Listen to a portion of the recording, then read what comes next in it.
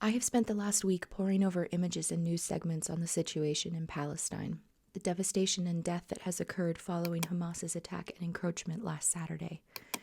I hoped to be able to provide insight and more in-depth nuance into the situation, but I simply cannot.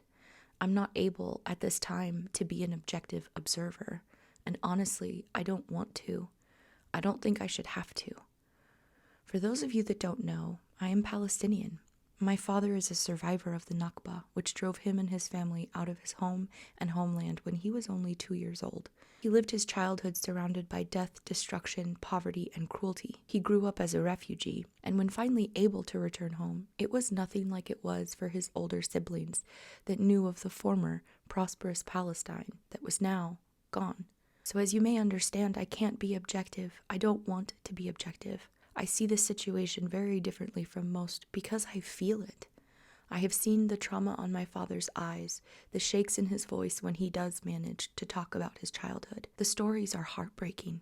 But an underlying theme from my dad has always been present, and that is the tenet, the belief that we must rise above this and be better than we are portrayed, to not feed into the stereotypes, to not let our anger prove someone right in what they think of us. While this week has been exceedingly difficult, still waiting to hear back from relatives, and the amount of precious innocent lives lost, I am trying to see hope. The outpouring of support for Palestine and the Palestinian people has been a sight to behold. Growing up as an Arab kid post 9/11, I can tell you that this feels like a shift in the hearts and minds of others.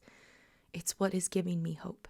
And right now, that's what we need. So if you support Palestine and the Palestinian right to resist their oppressors, I want to say thank you.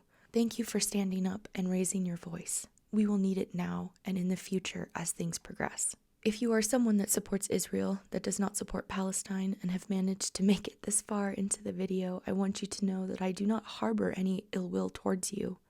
I of course hope that you can change your mind once you have had a chance to look at the situation removed from what I see as propaganda.